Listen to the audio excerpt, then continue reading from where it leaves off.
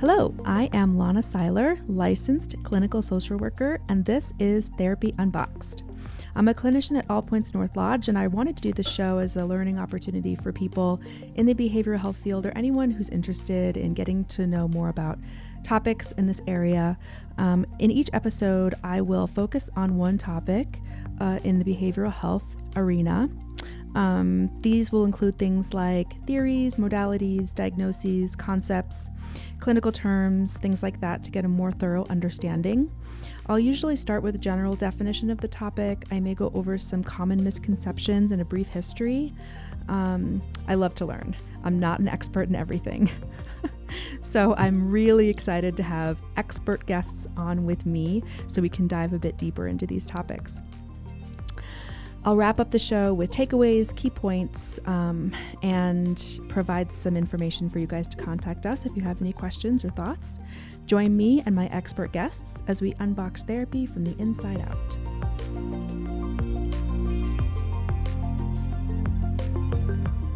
All right, today we're talking about psychodrama. I have with me Arlene Story, who's a legend for many reasons. One of them involves psychodrama. She and I have worked together for years. Arlene Story works with us in our telehealth program right now, but our history goes back further than that. Arlene and I worked together in other facilities and have done family programs together. It's been some of the most incredibly powerful work I've been a part of and some of the most powerful work I've ever seen done in a therapeutic setting. And I'm eternally grateful to you, Arlene, for all the things that I've learned as a clinician and a human being. And thank you so much for being here. I'm honored to be here. Thank you. Arlene, I'll let her share her history with you, but she's been doing psychodrama since way before I've been alive. And she has a wealth of information and history and experience, which I'm really excited to dive into. I have just a little bit about psychodrama that I want to go into just to kind of set the stage with a little bit of a brief history. And then we'll go into some questions for her and get some good information. So psychodrama is a modality that, and I'll just start by saying it's a modality that's still used a lot today, but we are going to go into some of the misconceptions and kind of what psychodrama is and what it isn't.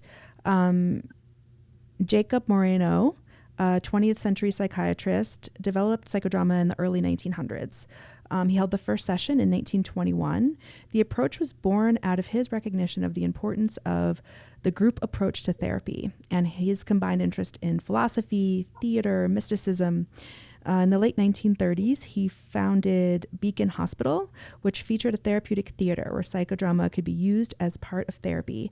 In 1942, he established the American Society of Group Psychotherapy and Psychodrama. After his death in 1974, his wife, Zerka, continued to travel, teaching and training others in this approach. Moreno described psychodrama as the scientific exploration of truth through dynamic method. This approach, which is grounded in principles of creativity, spontaneity, combines sociometry, group dynamics, and role theory in order to evoke cognitive, emotional, and behavioral responses in those in treatment to help them achieve new perspective through better understanding of their roles in life, the way they interact with others, and things that may be creating challenges or restricting their lives. I grabbed this off of goodtherapy.com.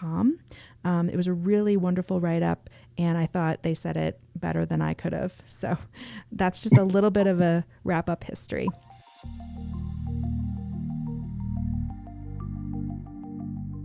So Arlene. Yes. The first question I have for you, which I think will open up a lot of others, is what is psychodrama? I went through a little bit of the history and sort of the technical version. What is it to you, and how does it work? Psychodrama to me is a life-changing process. That's the easiest way to put it. It's an experiential therapy where instead of just talking about things, you put them into action. And as you know, Lana, you've been a part of some of the psychodramas that I've done.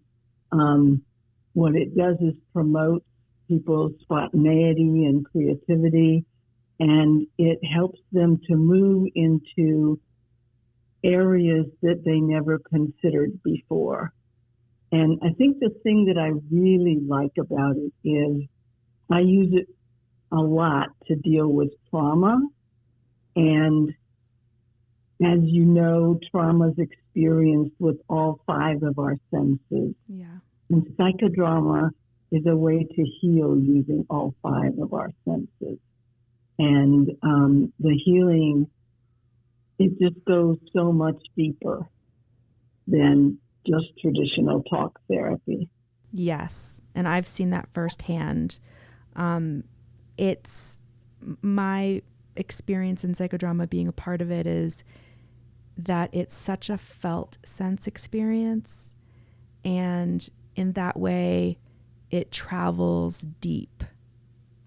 We can hear things cognitively, right? And talk about things cognitively, and we get all up in executive function.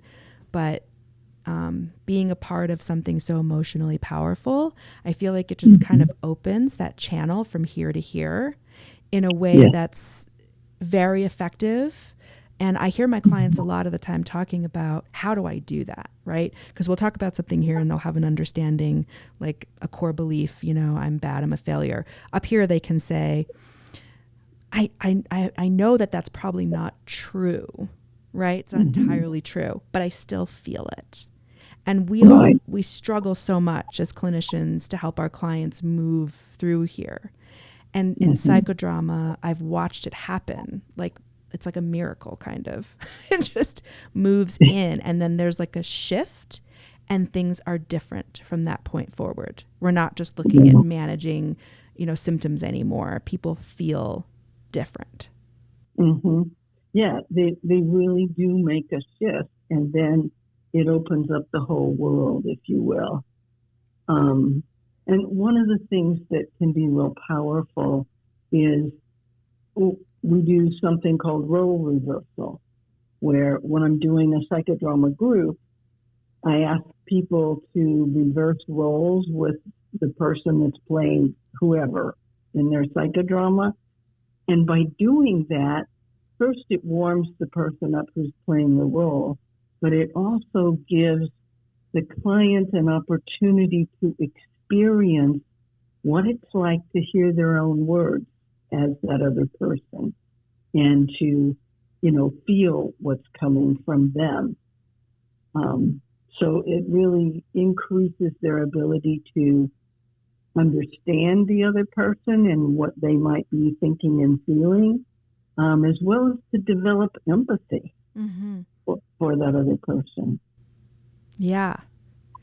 When I've seen you do this with people, another thing I notice about that technique is, it builds empathy. It also allows that person to try to figure out what the other party would say in that moment, right? So a role reversal, let's say we're working with a situation with a mother, and when the client is in the mother role, it's so interesting to watch them when we say, who are you? How do you feel about your son or daughter?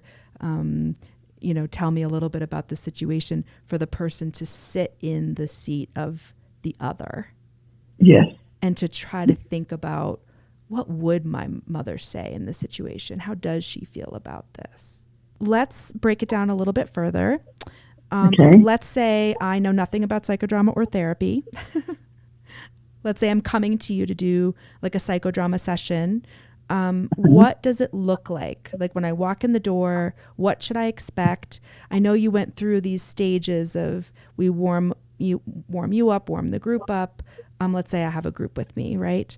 And then we do the action, and then we do sharing. Can you flesh that out a little bit more for people who may not understand what that stuff is? Yeah. Well, it would depend on the setting that I'm working with, but let's say you're coming to a group for the first time. So what it would look like would depend on what the room was. In the original psychodrama, there was a big stage. Yeah. And we used a 3-level stage to actually do the psychodrama. But it isn't necessary. It's nice if you have it. But the stage can just be, the kind of the center of the room. And so what you would see is probably chairs or pillows, depending on how the group functions. And everybody would sit in a circle and just get to know each other a little bit and warm up. And, a big important piece in psychodrama is connection. Right. And that's one of the things that, Moreno really invested some time in, was developing and using sociometry, which is the measurement of relationships, and beginning to look at the dynamics of relationships and the dynamics in a group. And so that's all a part of the whole process. And then, from there, it would just be deciding who was going to work in that particular group setting. And so there's a lot of different ways to select the protagonist. People can volunteer. The group can say, wow, we'd like to see you work today, Lana. Or, the director can say, you've kind of been hesitating about doing this work. Do you feel like you want to try it today? So there's a lot of different ways to move it into action. And if nobody's ready, it doesn't mean you've messed up as the director. It means your group isn't warmed up enough yet. Right. Then you facilitate some activities to warm people up to what might be their next step. What might they want to work on next? That kind of thing. Right. Got it. Yeah, I've been in groups with you before where I noticed my own anxiety going up and down when things like that happen, where nobody is ready to work. And of course, I'm like, what's Arlene going to do? Of course, Arlene has something she's going to do, But as a co-facilitator, I could feel my anxiety like getting higher. Like, oh my God, what if nobody wants to do anything today? But then you get the whole group up and walking around. I've seen you do that, where you get everybody up and we walk around and kind of get in our bodies and moving. And I've seen things where we have the group kind of use touch on the shoulder to kind of select people. It's just so interesting to watch. There's no dead ends. Yeah. And you can even use, sometimes the warm up for the group is, when you came in the room, people were chit-chatting about different things. And as the facilitator, you can use some of that and say, wow, I noticed when I first came in, y'all were talking about this. And you can use that as your warm up. Yeah. Just engage. So we'll go over a couple of misconceptions. One of the misconceptions is that psychodrama is role play. Yeah. Right? That's all it is. That's what it is. And if you do any kind of role play in a group, you're doing psychodrama. Yeah. Well, you're using a psychodrama technique because role play is a psychodrama technique. But role play is not anywhere close to being psychodrama. Okay. It's just a part of the whole process of psychodrama. Psychodrama goes so much deeper than role play ever would. What are some of the differences? What is it about psychodrama that encompasses more than a role play? Well, usually when we're doing role play, we're trying to develop a role, or role play can be a really good technique that you use to expand someone's role repertoire. So like if I'm working with someone and they've done some deep trauma work and now they're trying to figure out, how can I deal with this other person or this situation in a different way, then role play can be a great way just to train them in, responding differently and responding from a different perspective. But psychodrama itself, it's like you've got these phases. You've got this warm up phase where you're warming the client, the person you're working with, and we call that the protagonist. Mm-hmm. So you're warming the protagonist up to doing their work while you're warming your group up to the protagonist and the protagonist story. And then, you have to get the people that are selected to play the roles. You have to warm them up to their particular role. So that part of the process really is what engages the whole group in the process. Yeah. And then you move into the action phase. And there are various ways to break these phases down, but the action phase is where you really go into whatever the action is going to be. And that's something that's determined between the director and the protagonist. You talk about what they want to accomplish, and then, you may go back to an old scene and give them a chance to explore it. Or, in some cases, you're working with a situation where they have a really difficult situation coming up that they're going to have to deal with. So we might do a future projection scene in that situation. So you do the enactment, and what you're doing throughout the whole time is connecting the person's head and their heart, is connecting them to that feeling state, and remembering that for some, that not everybody expresses things in the same way. I think one of the mistakes that many new psychodrama people try to do is get the person to do this strong emoting, if you will. Right. And for some people, that's important. And some people are going to be like, that's not who I am. I don't want to do that. Yeah, right. And so they're going to respond more to having a light bulb experience. It's like this sudden awareness of, oh my gosh, I never thought about it like that. And that's their catharsis. Right. So there's not one right way to get there. But, role play can be a part of that process. It's just that you keep going throughout the whole thing, the whole drama. And after the action is over, you move into what we call sharing. Mm-hmm. And this is a really, really important part of psychodrama. And it's very different than traditional therapy, because in traditional therapy, you give feedback. Mm-hmm. And in psychodrama, you don't allow feedback.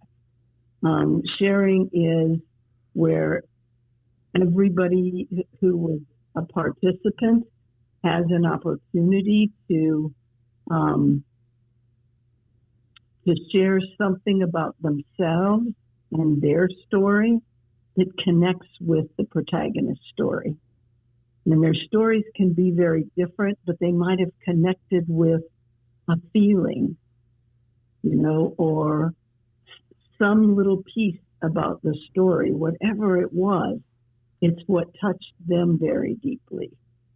And in doing the sharing is where the structure of the psychodrama promotes healing of shame. Got it.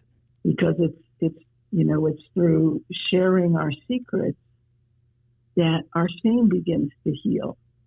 And when I do a psychodrama as the protagonist, I'm bearing my soul, so to speak. Mm-hmm. And afterwards, it can be like, oh my gosh, I can't believe I shared that much. Right. And it's a way for me to get some closure and realize I'm not the only person in the world that's experienced something like this. Yeah, I mean, shame makes us want to hide, right? Mm-hmm. And psychodrama asks us to show, right? To show what's going on, to have the feelings in front of people.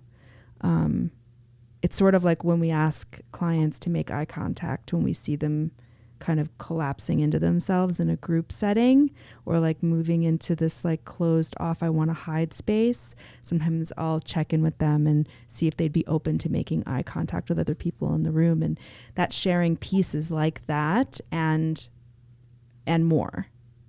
Yeah. Yeah. Yeah. So powerful. So there's so much I want to ask. I'm going to start with, we talked a little bit about it being useful for trauma. What other things is psychodrama useful for? And we can elaborate more on why it's helpful for trauma. I've used it for about anything. I mean, it's really useful for anxiety, for depression.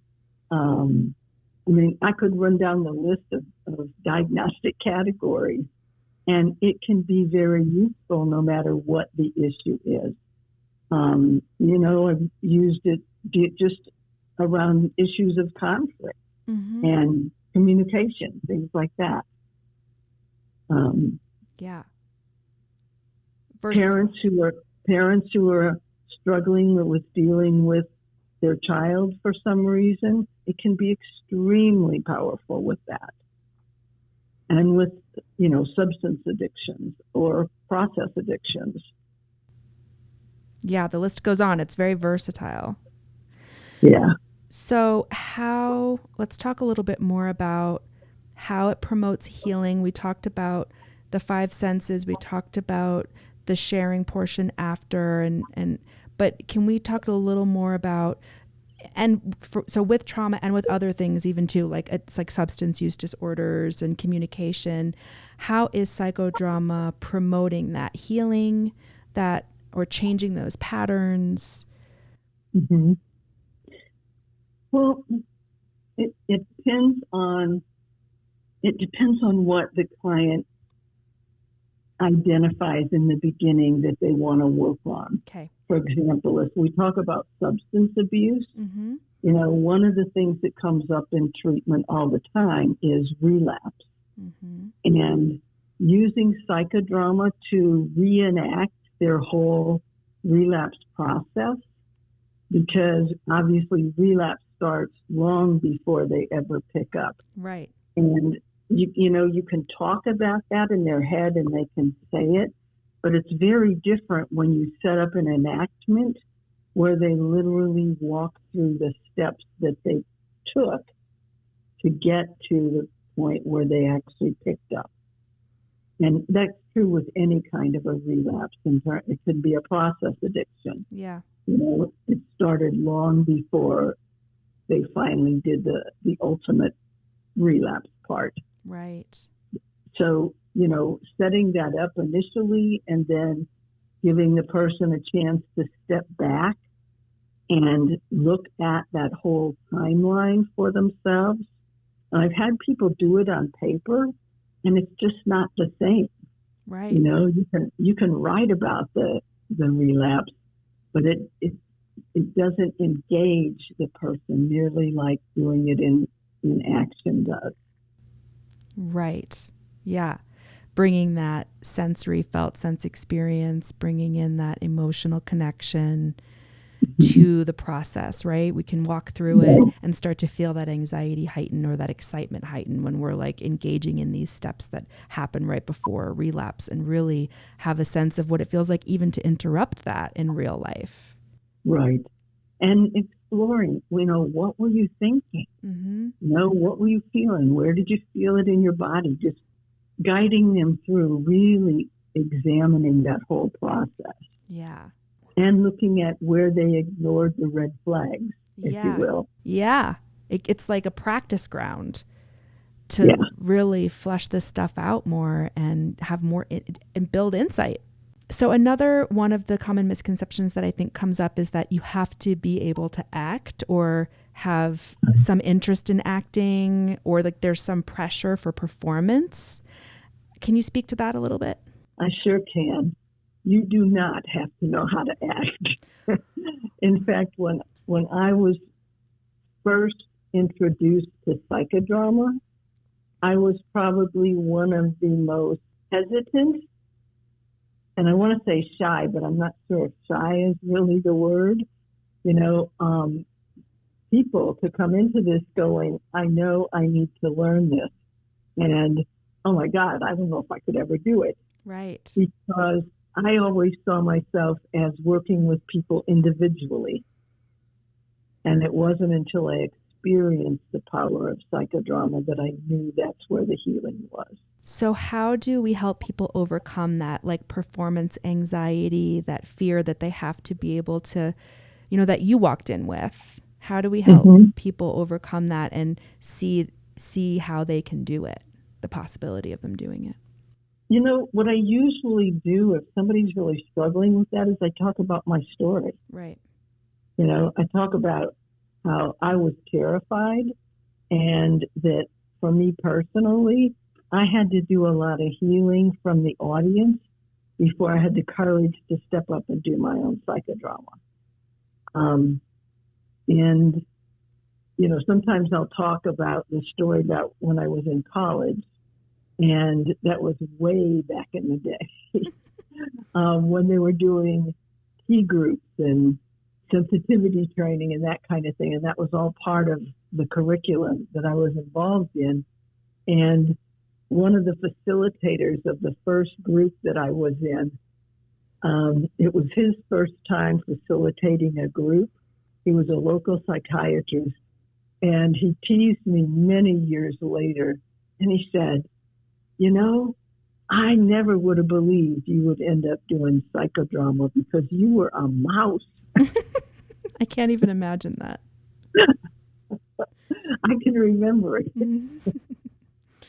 Yeah. Okay. So there's that personal connection, right? That even you, who's, essentially a master at this now, struggled in the beginning. And as much as it's hard for us to imagine, because now I know you just jump in and lead gigantic groups like it's nothing, that was something that was hard for you and had to overcome. You said I needed to do a lot of healing with the audience, through the audience?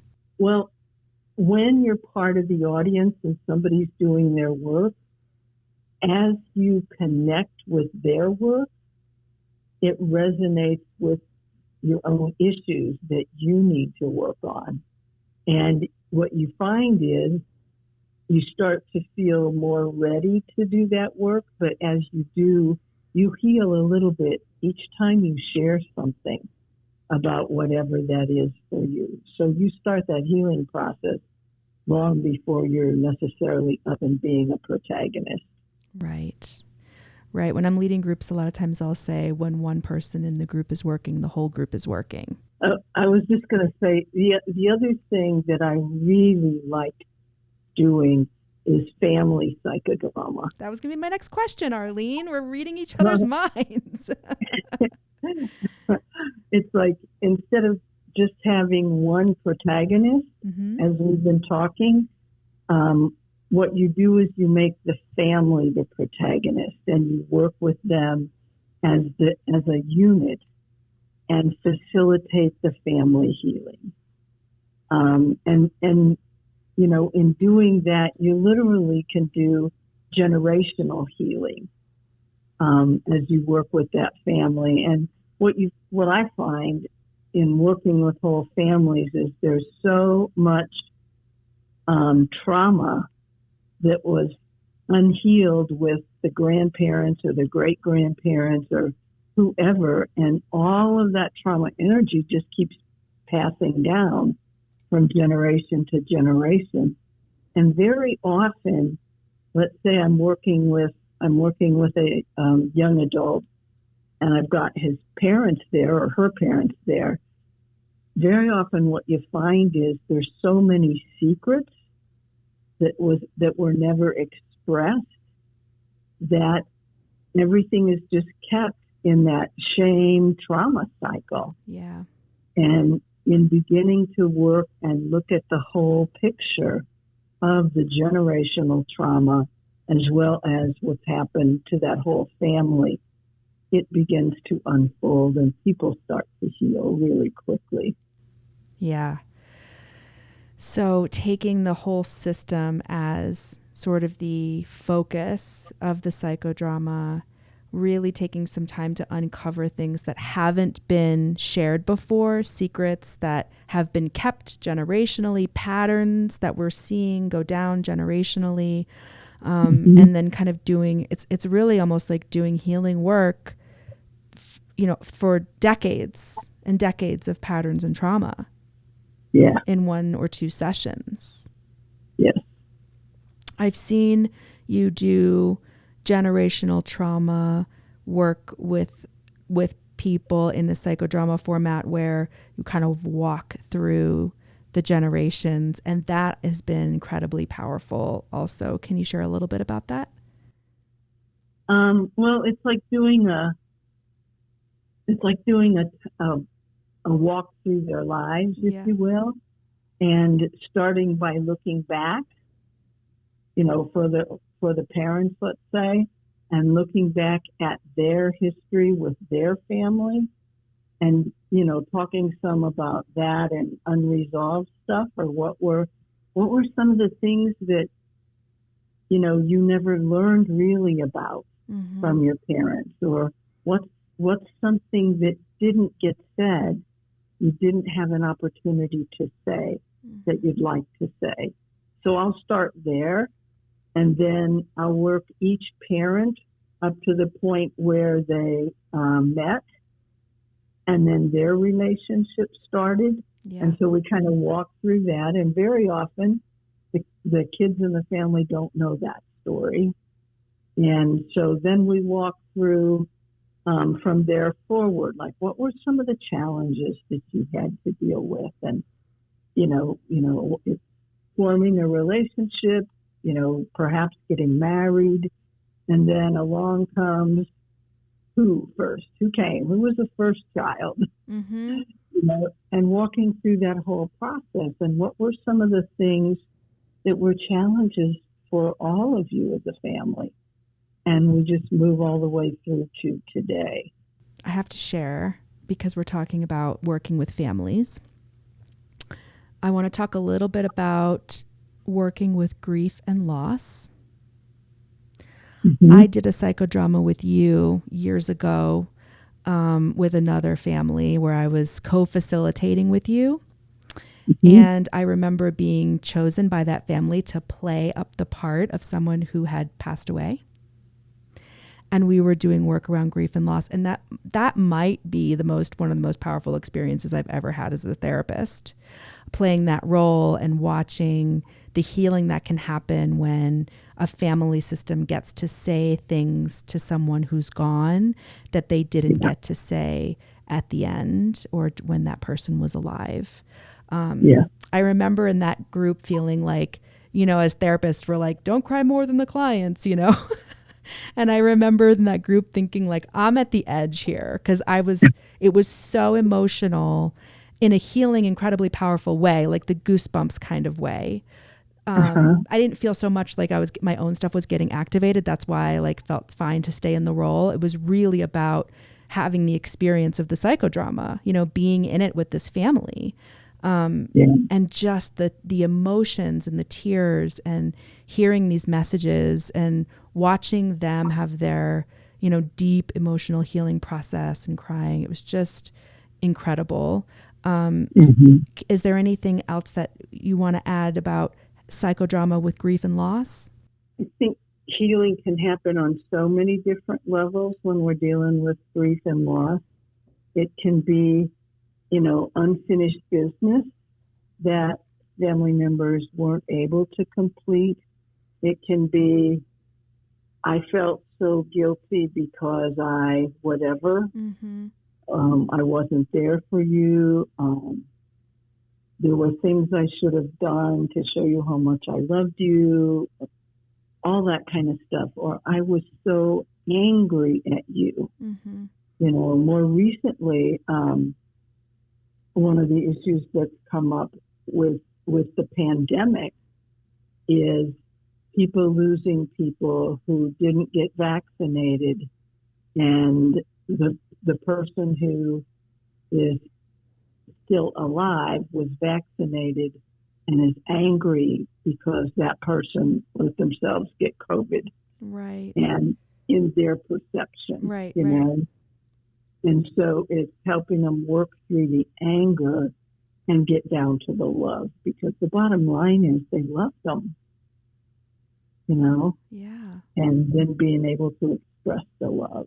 Pandemic, there's the tons we could open up there, but I want to ask you about where we are now as clinicians, sort of needing to adapt to technology like you and I are right now, needing to adapt to Zoom or any other platform. Can you do psychodrama over this electronic format? What are the drawbacks? How do you adapt it? Yeah. Yes, you can do it. And, you know, you would have everybody on Zoom, so you'd have all these faces that were part of the group. There are special cautions that you have to take. Obviously, since everybody is in different places, you've got to be careful how much trauma you open up, because you're not there with that person, and you know you can't control what happens if they're there by themselves, for example.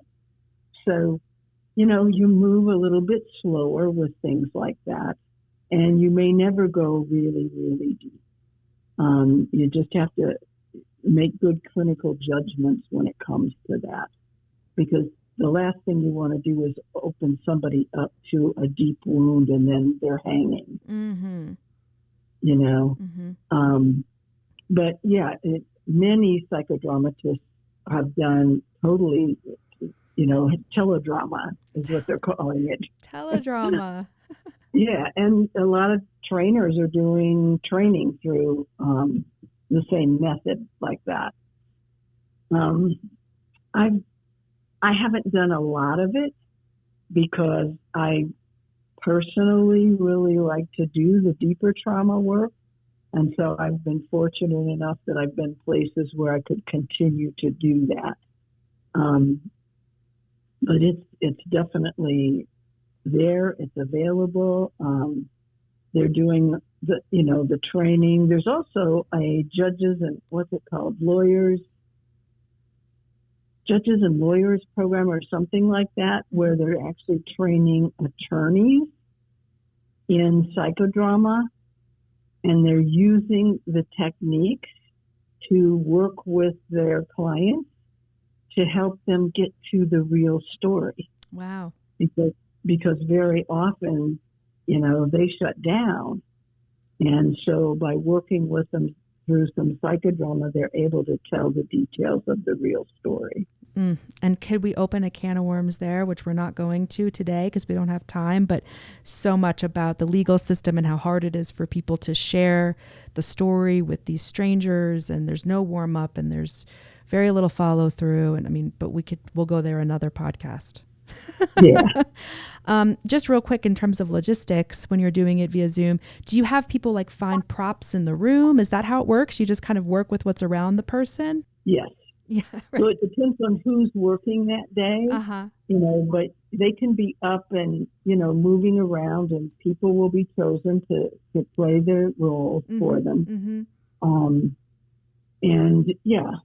Right. Just make it work with what they have available to them. And yeah. Interesting. Exactly. Interesting. Yeah. Yeah. I think one other thing, and this is just in terms of dealing with families in psychodrama, or, you know, groups of small people that have lots of experiences together, is doing an enactment from each person's perspective of the same situation.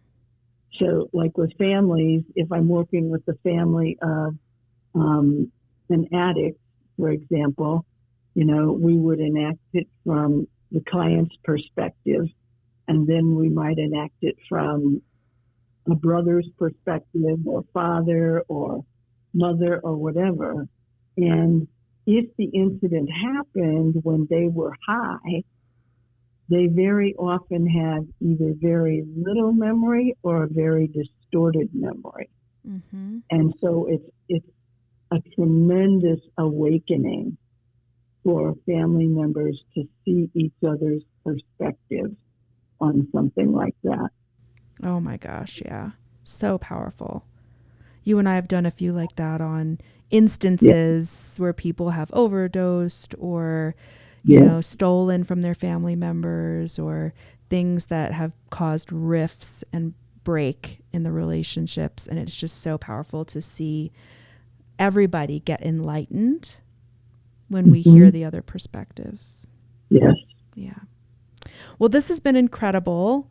So informative. Thank you so, so much. Takeaways, I'm thinking psychodrama is versatile, maybe more than we realized. You can use it for a lot of different things.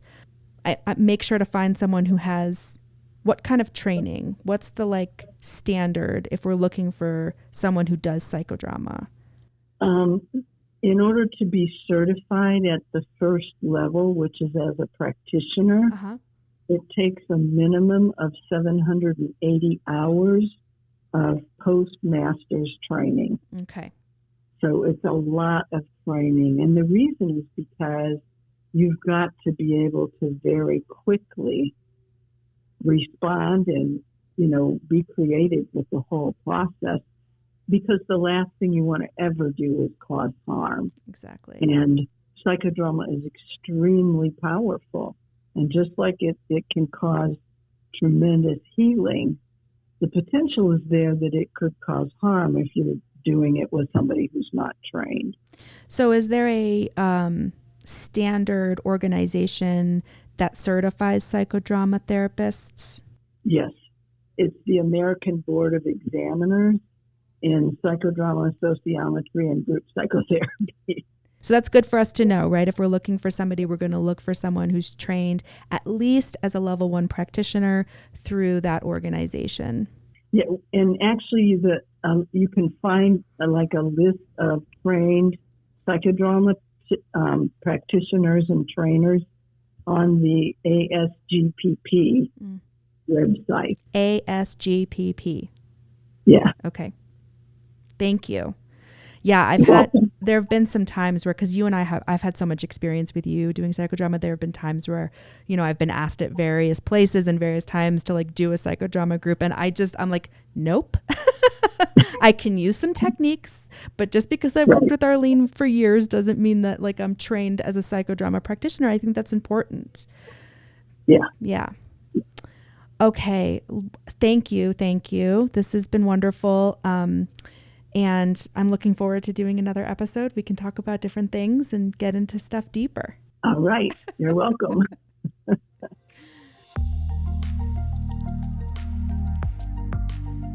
Thanks again, Arlene Story, for coming on and helping us unbox psychodrama. So much good information there, and can't wait to do more work with you in the future. Thanks for listening to Therapy Unboxed with me. Subscribe and tune in each week for a new episode. For more information and resources on psychodrama or anything else we talked about, check out apn.com. For questions about the show, questions about psychodrama, email us at pod@apnlodge.com. That's POD@apnlodge.com.